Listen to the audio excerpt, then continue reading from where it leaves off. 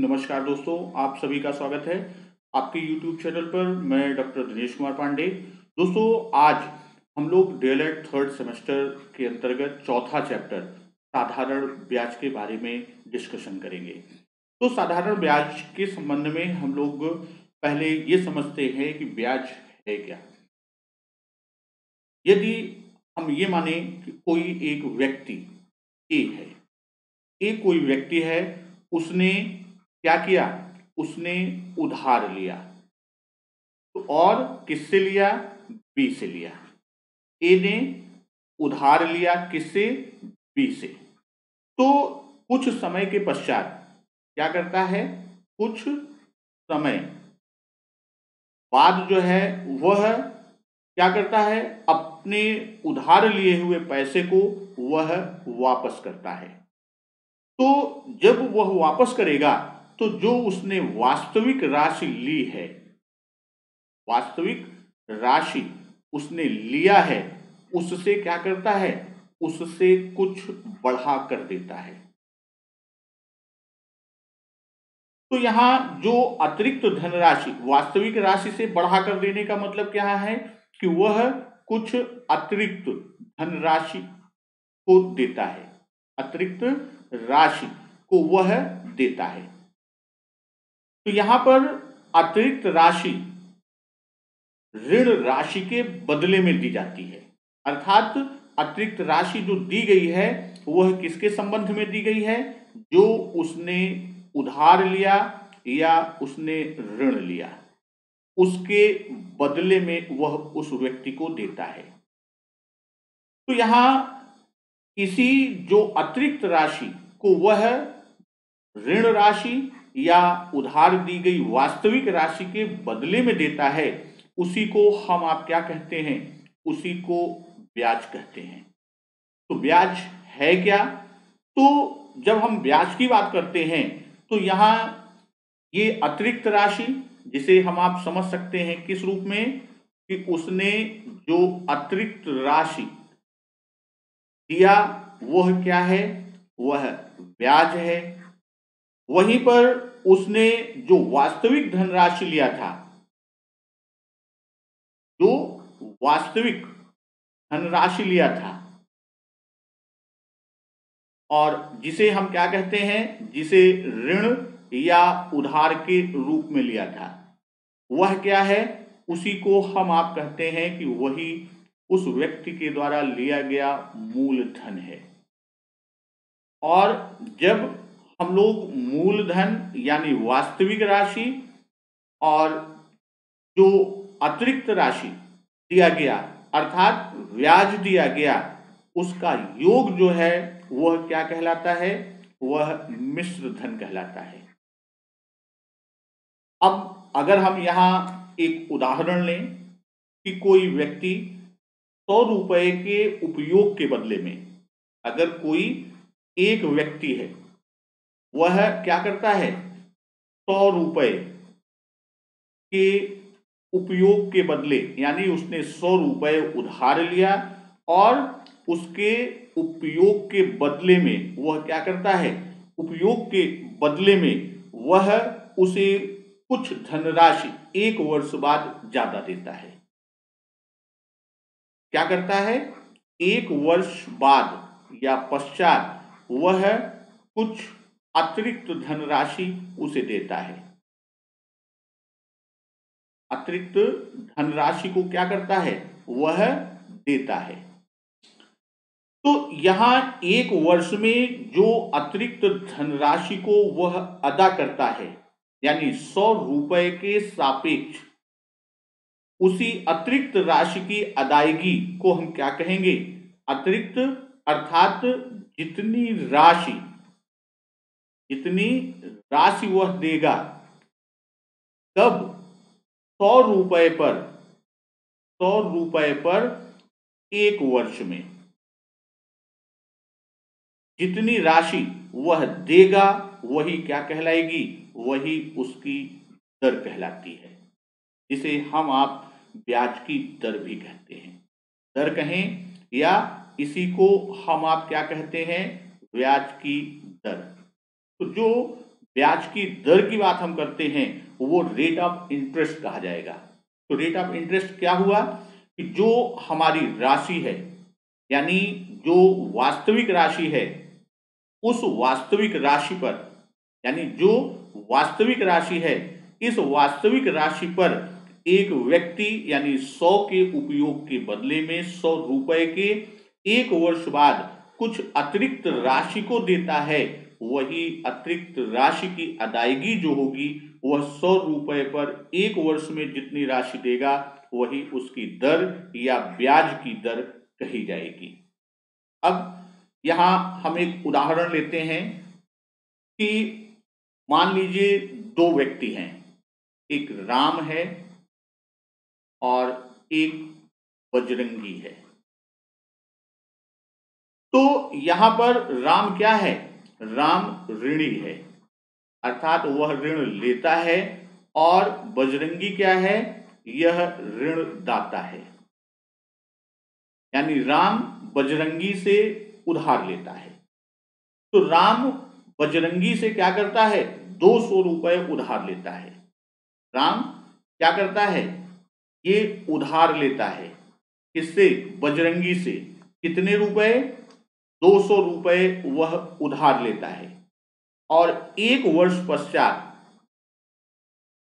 1 वर्ष पश्चात यानी 1 वर्ष समाप्त होने के बाद वह 200 रुपए के बदले जो उसने 200 रुपए क्या किया था, उसकी वास्तविक राशि थी, उस वास्तविक राशि पर उसने दिया कितने? उसने 220 रुपए अदा किया। अब यहां आप ये देखेंगे कि 200 रुपए क्या है। जैसा पूर्व में हम लोगों ने चर्चा किया, यह लिया गया ऋण वास्तविक राशि है, तो यह क्या कहलाएगा? 200 रुपए मूलधन। और अतिरिक्त धनराशि जो दी गई वह क्या दी गई? 20 रुपए, अर्थात कुल धनराशि कितनी हुई? 220 रुपए। तो ये क्या होगा? ये कहा जाएगा मिश्र धन। और अतिरिक्त राशि उसने कितना दिया? तो 220 ऋण 200 बराबर 20 रुपए जो उसने दिया, ये क्या है? यह ब्याज है। तो अब यहां हम ये कह सकते हैं कि 200 रुपए के बदले में उसने 220 रुपए अदा किया या बजरंगी को वापस किया। यहां 20 रुपए क्या हुआ? 20 रुपए अतिरिक्त राशि के रूप में राम ने बजरंगी को वापस किया, और यही जो वापस किया इसी को हम क्या कहते हैं? यही हमारा ब्याज है। तो यहां हम ये देखते हैं कि उसने 200 रुपए पर दिया, कितना दिया? 200 रुपए पर 20 रुपए दिया। और अब हम क्या करते हैं? 100 रुपए, 100 रुपए पर उसने कितना दिया? 100 रुपए पर 10 रुपए दिया। तो यहां हम ये कहेंगे कि चूंकि 100 रुपए पर 10 रुपए अतिरिक्त दिए जाते हैं, इसको हम इस तरह से कहेंगे कि क्योंकि क्या करते हैं? 100 रुपए पर क्या करता है? 10 रुपए अतिरिक्त धनराशि वह देता है, अतिरिक्त धनराशि देता है। तो यहां जैसे सूत्र अब पिछले हम चर्चा किया कि 100 रुपए पर 1 वर्ष में वह जितना देगा वह उसकी दर कहलाएगी। इसलिए हम यहां ये कहेंगे कि ब्याज की दर कितनी होगी? ब्याज की दर होगी आपकी 10%। ब्याज की दर हमारी कितनी निकली? ब्याज की दर 10%। तो यहां ब्याज में 3 चीजें हम लोगों ने देखा, 4 चीजें कौन कौन सी? वह 4 शब्द कौन कौन से आए? एक, सबसे पहले हमें क्या मिला? जो वास्तविक धनराशि दिया वो क्या है? मूलधन। मूलधन क्या है? जो उसने ऋण लिया, ऋण राशि जिसे हम कहते हैं, वह हमारा क्या है? वह मूलधन है। फिर जो ब्याज की बात हम करते हैं तो ब्याज क्या है, जो उसने अतिरिक्त राशि प्रदान किया। अतिरिक्त राशि को क्या कहेंगे, ब्याज कहेंगे। और जब मूलधन और ब्याज को मिला दिया, मूलधन धन ब्याज को मिला दिया, तो वो क्या कहलाएगा, वह मिश्र धन कहलाएगा। और दर क्या कहलाएगी, ब्याज की दर जिसे हम कहते हैं, तो दर क्या है, 100 रुपए पर 1 वर्ष में दिया गया धन, दिया गया अतिरिक्त धन जो होता है वो क्या कहलाती है, 100 रुपए की दर से 100 रुपए पर 1 वर्ष में जो भी अतिरिक्त राशि देय होगी वही उसकी दर कहलाएगी। एक और इसमें चीज आता है समय, कितने समय, यहां पर उसने कितने वर्ष पश्चात वापस किया, 1 वर्ष। तो एक शब्दावली हमें और मिलती है, वह क्या है, समय, वह कितने समय पर वापस करता है। तो यहां यदि हम देखें ब्याज की, तो साधारण ब्याज में हम बात करते हैं इन 4 शब्दों के आधार पर, यदि 4 चीजें कौन कौन सी, मूलधन, दूसरा दर यानी ब्याज की दर, ब्याज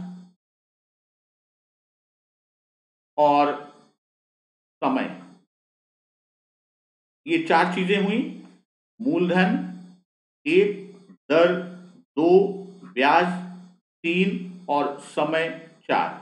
अगर ये 4 चीजें हैं और इन 4 में कोई 3 ज्ञात हो, कोई 3 ज्ञात हो, तो क्या कर सकते हैं, तो चौथे का मान हम ज्ञात कर सकते हैं। चौथे का मान क्या कर सकते हैं, हम ज्ञात कर सकते हैं। अब इनमें एक संबंध है, मूलधन, दर, ब्याज और समय।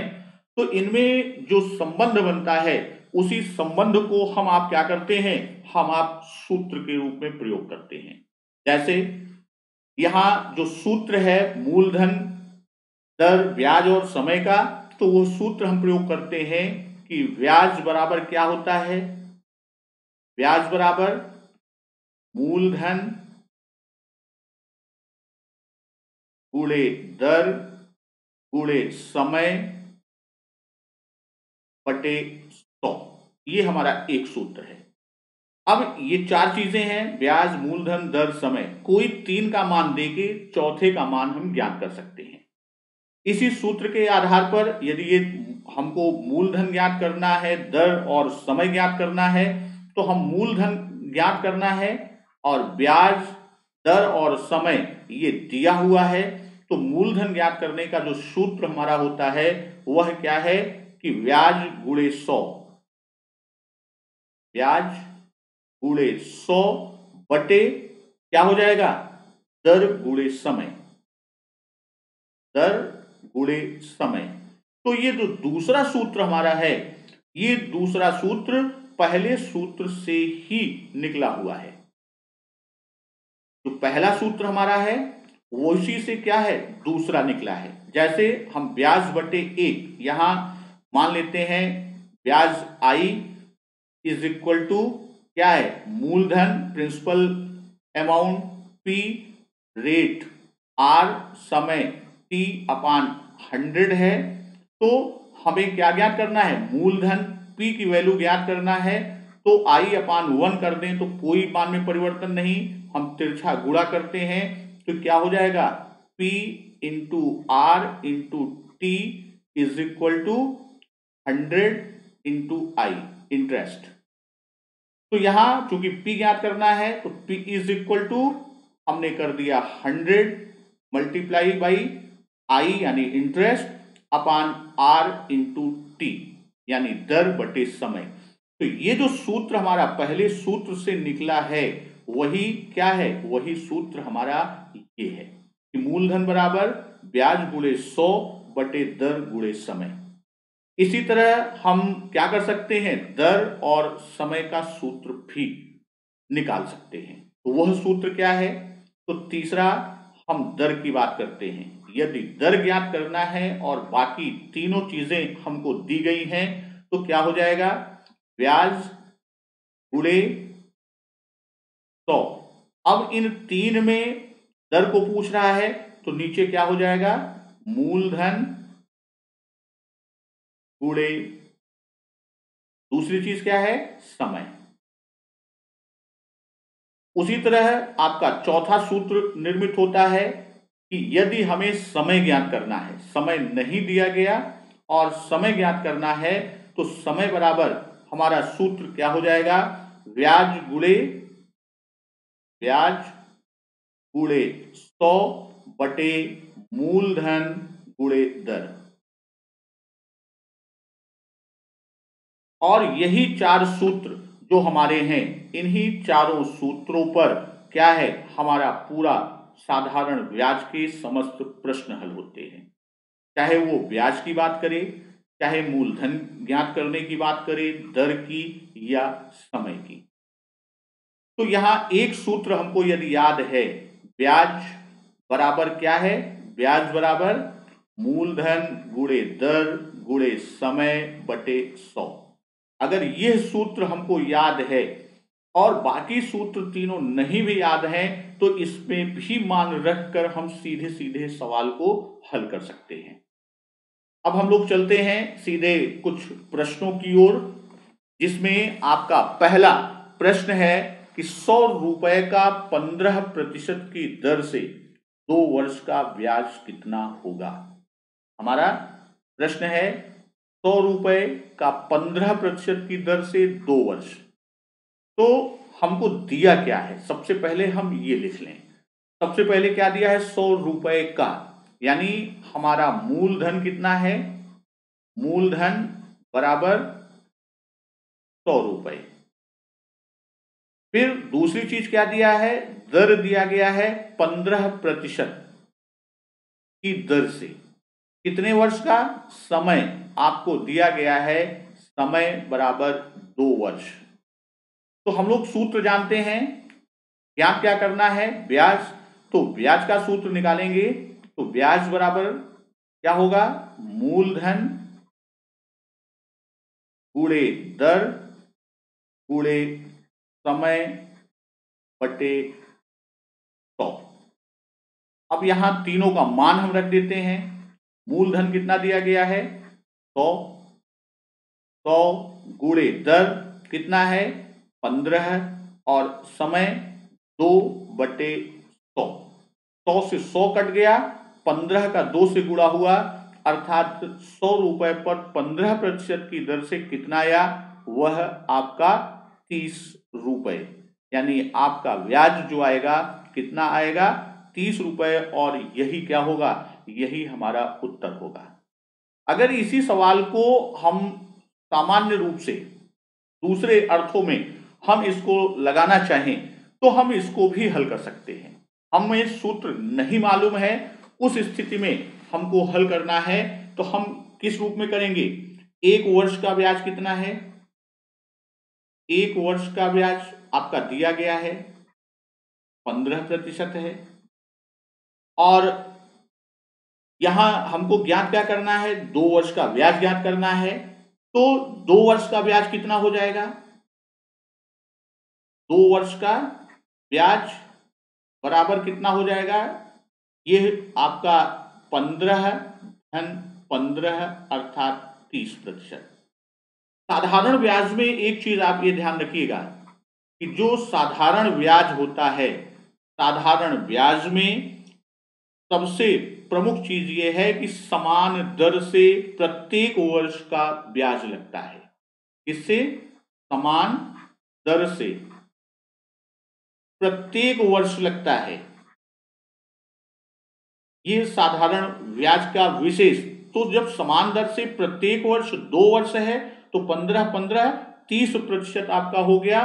तो 100 रुपए का 30% आप निकाल लेंगे तो ये क्या हो गया, 100 गुणे 30 बटे 100, और इसका मान कितना आ गया, यहां से भी मान हमारा क्या आ गया, 30 रुपए आ गया।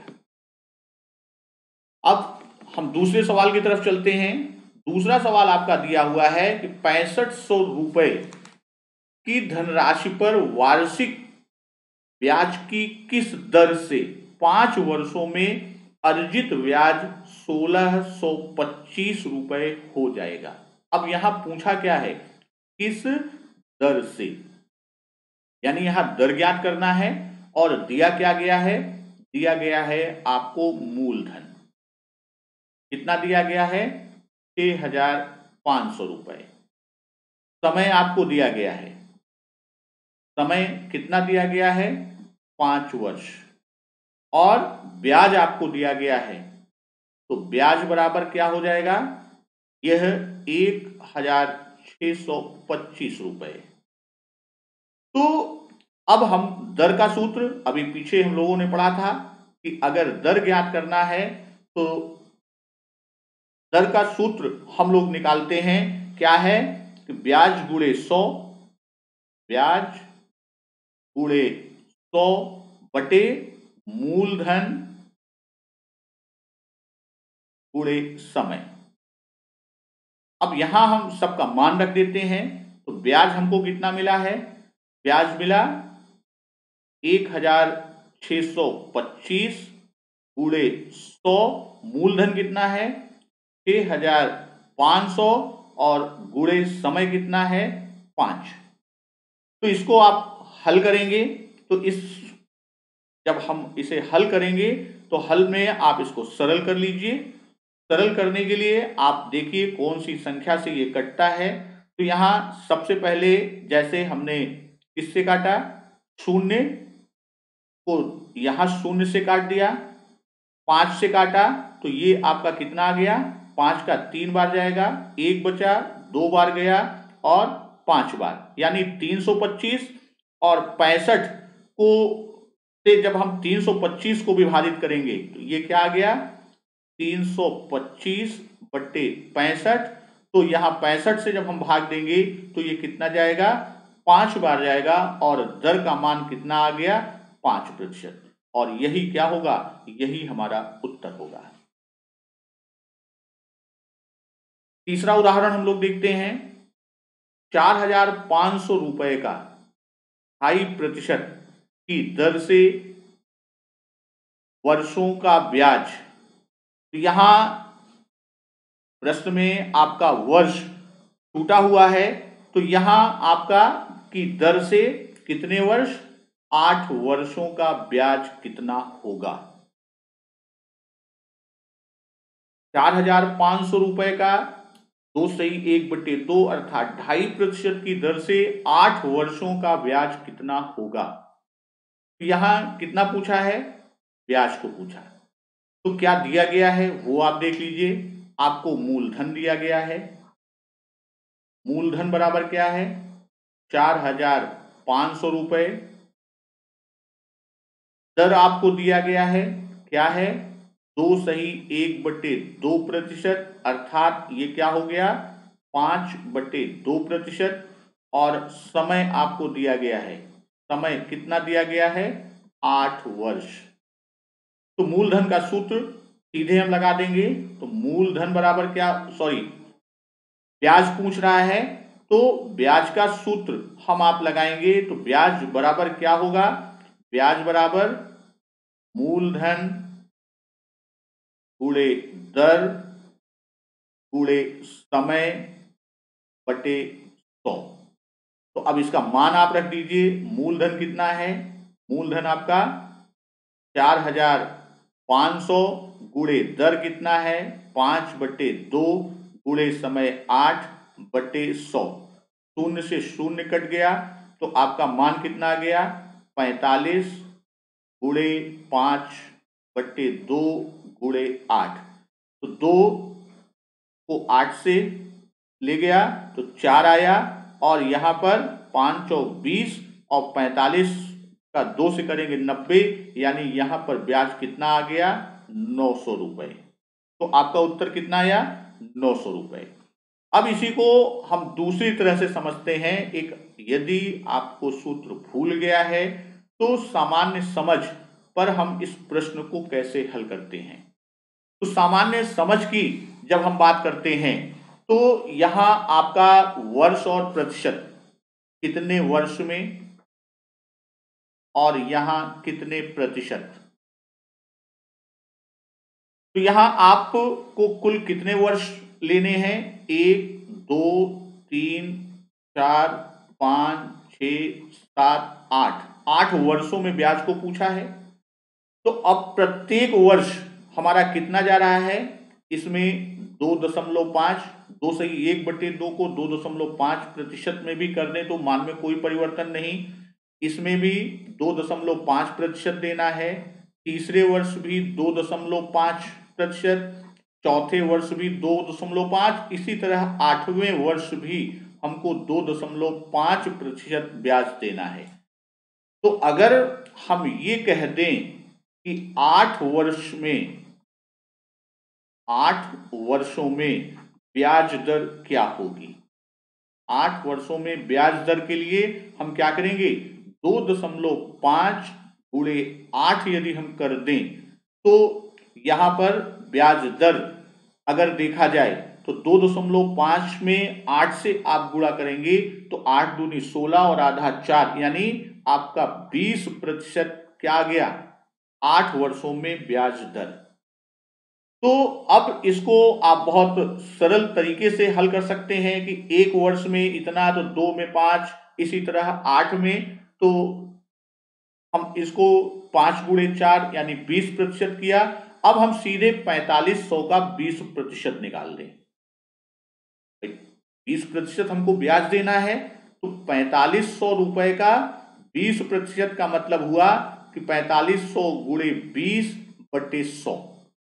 किस तरह से हल किया, 4500 का 20%, ये क्या होगा, यह ब्याज होगा। तो इसका 20%, 4500 में 2 शून्य और 100 का 2 शून्य कट गया, 45 गुणे 20 तो 0 और 2 का 5 में बार ले जाएंगे तो 10 और 2 चौक 8, 1 हासिल 9, यहां से भी हमको क्या मिला, 900 रुपए। तो हम दोनों तरह से इस प्रश्न को हल कर सकते हैं। अगले उदाहरण पर चलते हैं। तो अगला उदाहरण है ₹400, 3 वर्ष के लिए 6% वार्षिक ब्याज की दर से उधार दिया गया, ब्याज ज्ञात कीजिए।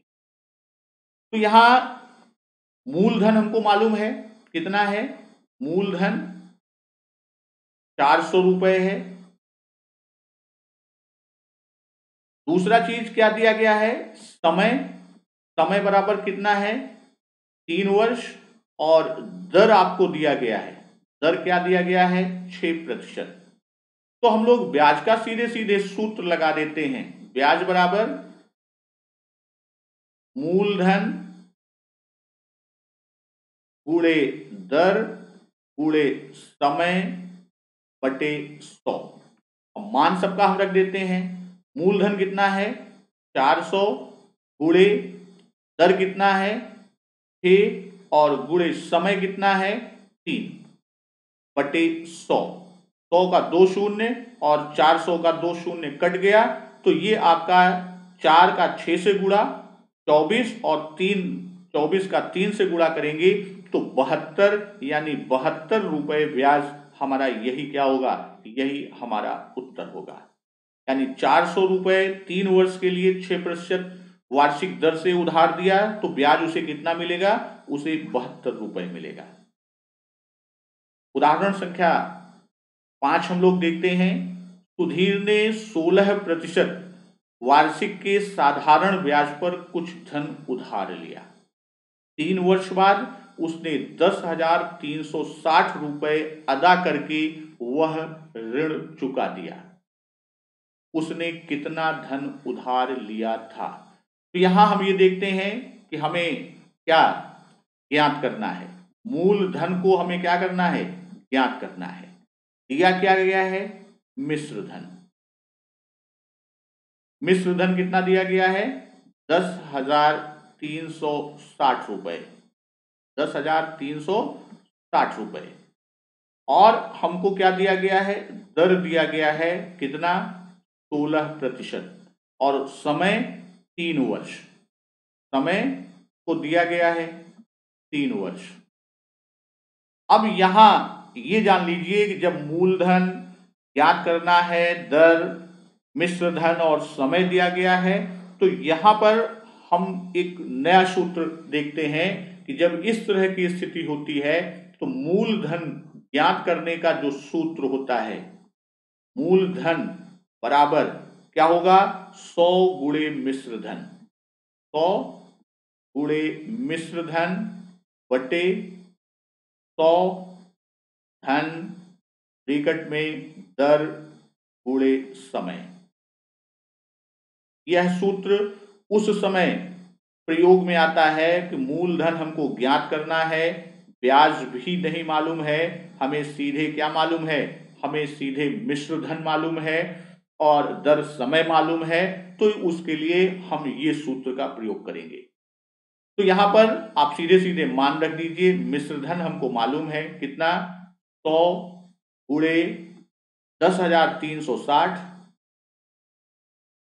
और नीचे 100 धन ब्रैकेट में दर आपको मालूम है कितना, 16 और समय 3, 16 गुणे 3। तो इसका मान कितना आ गया, इसका मान हो जाएगा 100 गुणे 10,360 बटे 100 धन 48। तो यहां आप इसको सरल कर लीजिए, इसको आप सरल करेंगे तो यह किस रूप में आएगा, यह आपका आएगा 100 गुणे 10,360 बटे 148। तो ये जो आपका 148 का आया, अब आप इसको सरल कर लीजिए। सरल करने के लिए आप सबसे पहले क्या करेंगे, आप 148 को किससे काट दीजिए, 4 से, 2 से भी काटेंगे, 2 से भी, दोनों से, तो हम सीधे 4 से काटते हैं तो ये आएगा कितना, 3 बार जाएगा। फिर आपका बचा कितना, 2 और 8, 4 का 7 बार गया यानी 37 आया। ऊपर हम काटते हैं तो कितना आएगा, ये 2 बार जाएगा 8, 2 बचा 3, 5 बार गया, 3 बचा, 9 बार गया और 0 यानी 2590। तो अब 37 को अगर आप देखें तो यह कितनी बार जाएगा, या 7 बार जाएगा। इस तरह से आप उसका भाग दे दीजिए, ऐसे नहीं समझ में आता, हम क्या करते हैं 2590 में 37 से भाग देते हैं और 7 बार ले जाते हैं, तो 7 का 7 बार जाएगा 49, 4 हासिल आया और 7 त्रिक 21, 4 25, 259, शून्य आगे शून्य, यानी यह 37 से कटेगा तो कितना आएगा, 70। तो हमारा मान कितना हो जाएगा, इससे आगे यहां देखते हैं मान कितना हो गया आपका, 100 गुणे 70 अर्थात मान कितना हो गया, 7,000 रुपए। यानी हमारा मूलधन कितना था, मूलधन 7,000 रुपए था और यही हमारा क्या होगा, यही हमारा उत्तर होगा। अगले उदाहरण पर चलते हैं। तो अगला उदाहरण हमारा है कि किस वार्षिक ब्याज की दर से, यानी यहां पर हमसे क्या पूछ रहा है, दर, 10 वर्ष में किसी धन का मिश्र धन 3 गुना हो जाएगा। ये प्रश्न थोड़ा सा घुमाया हुआ है कि किस वार्षिक ब्याज की दर से 10 वर्ष में, समय दिया है 10 वर्ष, किसी धन का मिश्र धन कितना होगा, 3 गुना हो जाएगा। यहां हम मान लेते हैं कि माना मूलधन बराबर कितना है, मूलधन को हमने 100 रुपए मान लिया, तो मिश्रधन कितना हो गया, मिश्रधन मूलधन का 3 गुना अर्थात 100 गुणे 3 बराबर 300 रुपए। ब्याज कितना हो गया, ब्याज को हम जानते हैं कि ब्याज बराबर मिश्रधन ऋण मूलधन। तो मिश्रधन कितना है 300 और मूलधन कितना है 100, तो ब्याज कितना हो गया 200 रुपए। और हमको क्या दिया गया है, समय। समय दिया गया है कितना, 10 वर्ष। तो हमें समय दिया गया है, ब्याज मालूम है, मूलधन मालूम है। तो हम क्या कर सकते हैं, हम सीधे दर के सूत्र से दर को निकाल सकते हैं, यानी ब्याज की दर को ज्ञात कर सकते हैं। तो यहां दर बराबर क्या होगा, दर बराबर सूत्र जो आपका दिया गया है कि दर बराबर 100 गुणे ब्याज, 100 गुणे ब्याज बटे मूलधन गुणे समय। तो आपका मालूम है 100, ब्याज कितना है, ब्याज हमारा 200 रुपए है। तो 100 गुणे 200 बटे मूलधन कितना है 100 और समय कितना है 10। 100 से 100 कट गया, एक शून्य से एक शून्य कट गया, हमारा दर कितना आया 20%। अर्थात 20% वार्षिक ब्याज की दर से कोई धन 10 वर्ष में कितना हुआ, 3 गुना हो गया। तो यही हमारा क्या होगा, यही हमारा उत्तर होगा। अगला उदाहरण, मोहन ने 10,000 रुपए 7 वर्ष की दर से 4 वर्षों के लिए अमर को दिया। मोहन को ब्याज के रूप में कितना धन प्राप्त होगा। अब इस प्रश्न को आप लोग हल कर लीजिएगा और हल करके इसका उत्तर आप कमेंट बॉक्स में दीजिएगा। फिर मिलते हैं हम ब्याज यानी साधारण ब्याज के सीधे सरल प्रश्नों को लेकर, यानी कुछ प्रश्न के रूप में हम उदाहरणों को लें और उन प्रश्नों को अगली वीडियो में हम लोग हल करते हैं। तब तक नमस्कार, वंदे मातरम।